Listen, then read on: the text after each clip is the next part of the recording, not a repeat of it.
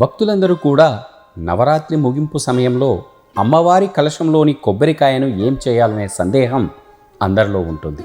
దేవి నవరాత్రి ఉత్సవాలు ముగింపు దశకు చేరుకున్నాయి. విజయదశమి రోజున దుర్గాదేవికి వీడ్కోలు పలికే సమయం కూడా ఆసన్నమైంది.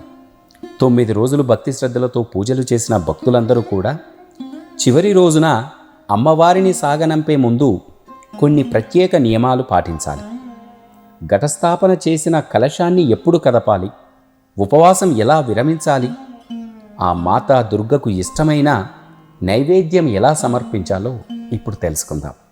దసరా నవరాత్రి 2025 అక్టోబరు 2వ తేదీన ముగుస్తుంది. ఈ రోజున విజయదశమి అని కూడా పిలుచుకుంటూ ఉంటాం. నవరాత్రుల్లో అమ్మవారిని భక్తితో పూజించిన భక్తులందరూ కూడా విజయదశమి రోజు ఆమెను సాగనంపే ముందు ఆ కలశం ఎలా కదపాలి అంటే, నవరాత్రి మొదటి రోజు స్థాపించిన కలశాన్ని విజయదశమి రోజు ఉదయం శుభముహూర్తంలో కదిలించాలి. కలశం మీద ఉన్న కొబ్బరికాయను అమ్మవారి ప్రసాదంగా కుటుంబ సభ్యులందరూ తీసుకోవాలి. 9 రోజులు ఉపవాసం పాటించిన భక్తులు నిమజ్జనం పూర్తయిన తర్వాత ఉపవాసాన్ని విరమించాలి.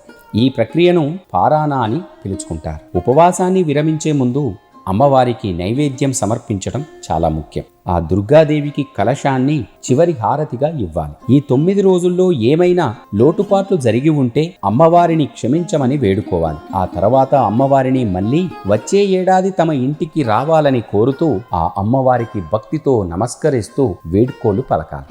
నిమజ్జనం. కలశ స్థాపనలో వాడిన నీరు, ఆకులను శుభ్రమైన చోట లేదా మీ ఇంటి పెరట్లో ఉన్న మొక్కల ఆ మొదళ్లలో పారబోయాలి. అమ్మవారి ప్రతిమ ఉంటే దాని దగ్గరలోని పవిత్ర నదిలో నిమజ్జనాన్ని చేయాలి. ఈ 9 రోజుల పాటు పూజలందుకుంటున్న అమ్మవారి విగ్రహం ఏదైతే మీ ఇంటిలో ఉందో దానిని మీ దగ్గరలోని చెరువులో కానీ, నదిలో కానీ, బావిలో కానీ నిమజ్జనాన్ని చేయాలి.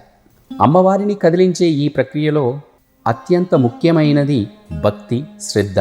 ఆ వేడుకోలు పలికిన తరువాత నవరాత్రి ముగింపు వేడుకగా దసరా పండుగను భక్తులందరూ కూడా ఆనందంగా జరుపుకోవాలి. 9 రోజుల పాటు భక్తి శ్రద్ధలతో పూజలందుకున్న ఆ తల్లిని అంతే భక్తిగా చివరి రోజున ఆ అమ్మవారిని పూజించి వీడ్కోలు పలుకుదాం. అమ్మవారి మెండైన ఆశీస్సులను పొందుదాం.